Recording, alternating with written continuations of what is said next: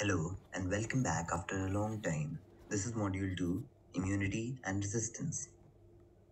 So let's begin with some basic terms that are essential for this module.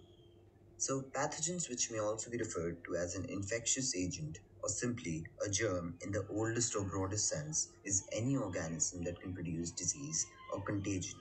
Virus, bacteria, fungi, parasites are the most common examples of pathogens. Now come the antigens, which function in somewhat an opposing manner. These trigger an immune response, activating the body's infection fighting white blood cells, lymphocytes. These will be further explained as we move ahead with the course.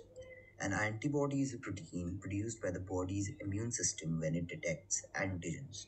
They sometimes may also get mistakenly produced. Each type of antibody is unique and defends the body against one specific type of antigen. A memory cell is a long-lived immune cell that has the ability to recognize a foreign particle that it previously encountered and consequently mount a faster and stronger immune response.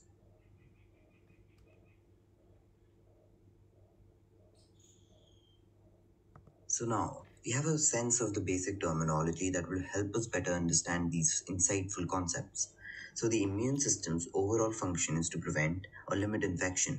The immune system is complex and pervasive. There are numerous cell types that either circulate throughout the body or reside in a particular tissue. Each cell type plays a unique role in recognizing problems, communicating with other cells, and performing their functions.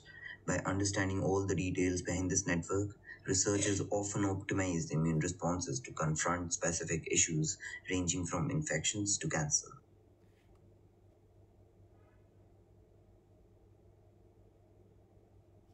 So there are two major types of WBCs, lymphocytes and phagocytes.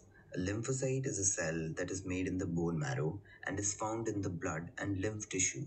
It has two main types, B lymphocyte that makes antibodies and T lymphocyte which helps kill tumor cells and also controls immune responses.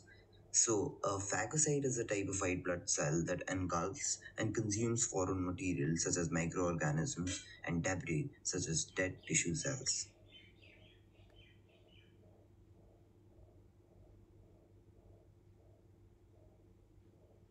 Everyone has a unique immune system, but as all of us grow towards adulthood, it tends to get stronger by the exposure to more pathogens. Immunity is obtained when an antibody is produced and some of its spare copies remain in the body. This allows the immune system to deal with the problem more quickly in case the same antigen appears again. So there are two main types of immunity, active and passive. Active immunity is defined as immunity to a pathogen that occurs following exposure to that same particular pathogen. This can occur in two ways, naturally or via an immunization. Passive immunity is the protection from a disease provided by antibodies created outside of the body. It does not require previous exposure to a disease agent.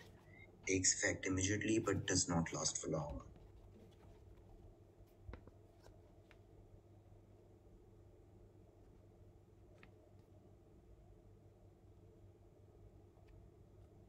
Antibiotics are medicines that help stop infections caused by bacteria. They do this by killing the bacteria or by keeping them from reproducing. Antibiotic resistance happens when germs like bacteria and fungi develop the ability to defeat the drugs designed to kill them.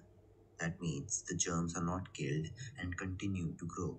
Infections caused by antibiotic resistant germs are difficult and sometimes impossible to treat.